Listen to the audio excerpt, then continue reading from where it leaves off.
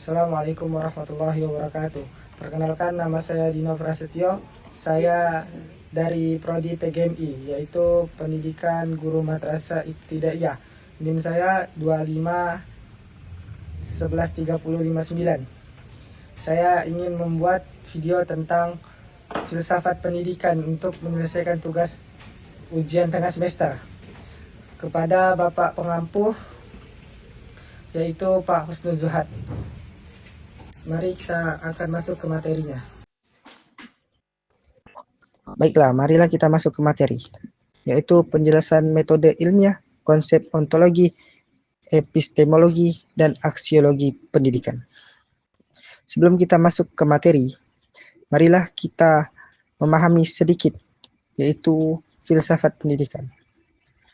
Pendidikan merupakan proses yang tidak hanya berfokus pada pengajaran, tetapi juga pembentukan manusia secara utuh. Untuk memahami pendidikan secara mendalam, diperlukan dua fondasi utama, yaitu metode ilmiah sebagai cara memperoleh pengetahuan, serta filsafat pendidikan yang mencakup ontologi, epistemologi, dan aksiologi. Keempat komponen ini saling berkaitan untuk membangun landasan berpikir yang kuat dalam mengembangkan proses pendidikan yang lebih efektif. Itulah penjelasan singkat tentang filsafat pendidikan. Kita akan membahas tentang 4 komponen yang tadi disebutkan. Mari masuk ke materi yang pertama, yaitu tentang metode ilmiah. Metode ilmiah adalah prosedur terstruktur yang digunakan untuk memperoleh pengetahuan yang valid, logis, dan dapat diuji. Dalam dunia pendidikan, metode ilmiah digunakan untuk meneliti proses belajar, perilaku peserta didik, hingga evaluasi kurikulum. Tahapan metode ilmiah yaitu mencakup 1. Teori, yaitu dasar konseptual untuk menjelaskan fenomena pendidikan. Yang kedua, hipotesis, yaitu dugaan sementara berdasarkan teori. Yang ketiga, logika, yaitu proses penalaran yang menyusun hubungan sebab dan akibat. Dan ada juga tambahannya, yaitu yang keempat, data dan informasi, yaitu fakta dikumpulkan melalui observasi, wawancara, tes, angket, dan eksperimen. Yang kelima, pembuktian, yaitu hipotesis diuji menggunakan data empiris. Yang keenam, evaluasi, yaitu menilai apakah hasil penelitian sudah valid, apa kelemahannya, dan bagaimana memperbaikinya. Yang ketujuh, paradigma, cara pandang dasar seperti positivistik, yaitu mengutamakan data empiris, atau konstruktivistik, menggunakan pengalaman belajar. Baik, marilah kita lanjut ke materi yang berikutnya, yaitu ontologi pendidikan. Ontologi membahas tentang hakikat, keberadaan, dan objek kajian.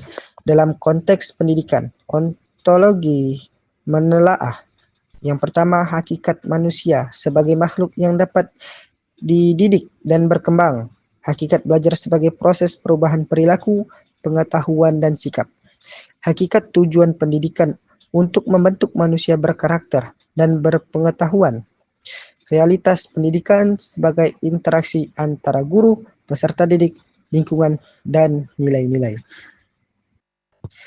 Lanjut ke materi yang berikutnya, yaitu epistemologi pendidikan. Aspek-aspek epistemologi pendidikan meliputi 1. Sumber pengetahuan, yaitu pengalaman, rasio, intuisi, dan otoritas. Yang kedua, proses memperoleh pengetahuan, yaitu observasi, eksperimen, diskusi, dan refleksi. Yang ketiga, metode belajar, dari hafalan hingga pendekatan ilmiah dan konstruktivistik. Yang keempat, validasi pengetahuan. Apakah pengetahuan tersebut benar, logis, dan dapat diuji. Itulah yang mencakup dari aspek-aspek epistemologi dalam pendidikan. Lanjut ke materi yang berikutnya, yaitu aksiologi pendidikan. Aksiologi membahas nilai dan manfaat pengetahuan dalam pendidikan. Aksiologi menekankan bahwa pendidikan tidak hanya membentuk kecerdasan intelektual, tetapi juga nilai moral dan sosial.